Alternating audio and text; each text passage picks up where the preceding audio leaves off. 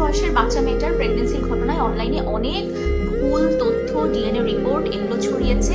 আমি যেহেতু একটা সময় ফরেন্সিক ল্যাবে কাজ করেছি, আমি এই কনফিউশন গুলো আপনাদের সাথে দূর করতে চাই। প্রথমত, বাংলাদেশে দুইটা মাত্র ফরেন্সিক ল্যাব আছে। একটা ঢাকা মেডিকেল কলেজ হসপিটালে NFDPL, যেখানে আমি গ্র্যাজুয়েট রিসার্চার হিসেবে কাজ করেছি, আরেকটা হচ্ছে CIDর ফরেন্সিক ল্যাব। এই দুটো ল্যাবের বাইরে কোনোভাবে প্রাইভেটলি নিজের ইচ্ছা মতো প্যাটার্নিটি টেস্ট করার কোনো সুযোগ নাই। অর্থাৎ আপনি চাইলেই সন্তানের বাবাকে এটা টেস্ট করাতে পারবেন না, কারণ এই ধরনের কোনো ল্যাবই নাই। 2 নম্বর যে ব্যাপারটা, সেটা হচ্ছে এই দুটো ল্যাবেই আপনি যদি প্যাটার্নিটি টেস্ট করাতে চান, তাহলে সেটা কোর্ট অর্ডারের মাধ্যমে আসতে হবে।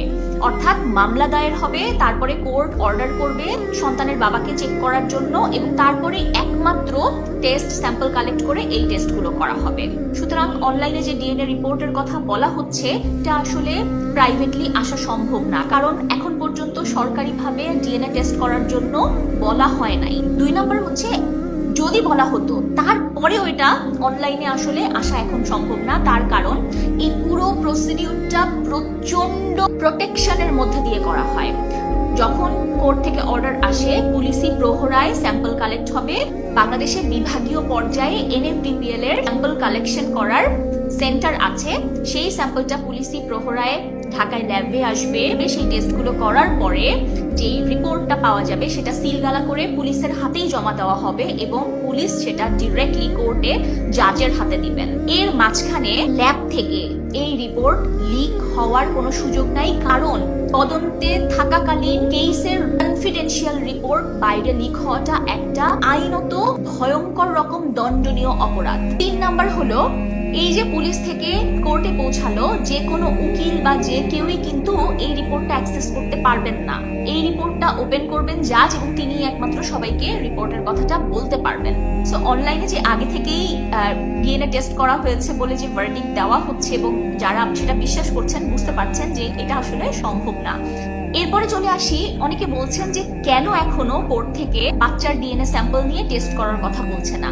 ওয়েল, গর্ভাবস্থায় বাচ্চার থেকে ডিএনএ স্যাম্পল নেওয়াটা আসলে রিস্কি, কারণ ইউজুয়ালি মায়ের অ্যামনিওটিক যে ফ্লুইডটা থাকে, সেই ফ্লুইড স্যাম্পল কালেক্ট করেন একজন দক্ষ অবস্টেট্রিশিয়ান।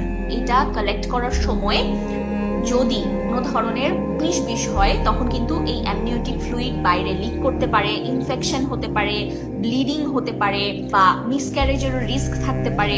সো হাই প্রেগন্যান্সির কেসগুলোতে কিন্তু গর্ভাবস্থায় স্যাম্পল নেওয়ার কথা কোর্ট থেকে ইউজুয়ালি আসে না। এখন এখানে অনেকে বলেন যে লিগালি এটা সম্ভব কিনা। হ্যাঁ, লিগালি সম্ভব, কারণ আজকেও আমার CID ফরেন্সিক ল্যাবের একজন সিনিয়র সায়েন্টিস্টের সাথে কথা হয়েছে যে কোর্ট অর্ডার এরকম ভাবেও আসে যে প্রেগনেন্ট থাকা অবস্থায় বাচ্চার স্যাম্পল নেওয়ার জন্য, এবং এই ধরনের স্যাম্পল নিয়ে তারা কাজ অলরেডি করেছেন। কিন্তু ওই যে বলছিলাম যে হাই রিস্ক প্রেগন্যান্সির ক্ষেত্রে সাধারণত এই ধরনের অর্ডার আসে না, এবং আমরা জানি যে এই কেসটা আসলে হাই রিস্ক প্রেগন্যান্সি, কারণ 11 বছরের যে শিশুটার গর্ভে বাচ্চাটা এসেছে, ওই শিশুটার নিজেরই পেলভিক বোন স্ট্রাকচারটা পুরোপুরি ডেভেলপ না। তার যে পেলভিক বোনের সাইজ, তার থেকে তার গর্ভে থাকা সন্তানের মাথার সাইজ আরো বড়। গর্ভের এই বাচ্চাটাকে নর্মাল ভ্যাজাইনাল ডেলিভারি অথবা সি সেকশনের মাধ্যমে বের করা সম্ভব না। আমি যতটুকু ডক্টরদের সাথে কথা বলেছি, এই প্রসেসটাও কিন্তু খুবই অমানবিক প্রসেস, কারণ ভ্যাজাইনা থেকে পুরোটা অপারেট করতে হবে, বাচ্চার মাথায় ছিদ্র করে মাথার ভেতরে থাকা ফ্লুইড নিয়ে এসে বাচ্চার মাথাটাকে ছোট করে তারপরেই একমাত্র কিন্তু বাচ্চাটাকে বের করা সম্ভব। পুরো ব্যাপারটা এত বেশি রিস্কি যে মা অতিরিক্ত রক্তক্ষরণে কিন্তু মারা যেতে পারেন, এবং এই রিস্কটা অনেক বেশি। সুতরাং এই সময় কোর্ট থেকে অর্ডার আসবে ডিএনএ টেস্টের জন্য, এই আশা করাটা আসলে অমানবিক। তো লং স্টোরি শর্ট, যে যাই বলে থাকুক অনলাইনে, সেগুলো অন্ধভাবে বিশ্বাস করবেন না, এবং কারো কাছে যদি এরকম কোনো কথা শুনে থাকেন, অবশ্যই তাকে জিজ্ঞেস করবেন হোয়াটস ইউর ভেরিফায়েবল সোর্স। আমরা আশা করছি এই কেসটার একটা সঠিক চুরাহা এবং বিচারযোগ্য শাস্তি আমরা দেখতে পাবো সামনেই। আপাতত ওই ছোট মেয়েটা এবং তার গর্ভের সন্তানের জন্য প্রার্থনা করা ছাড়া কিছু করার নাই। আমরা সবাই আরেকটু মানবিক হই, আরেকটু সহনশীল হই।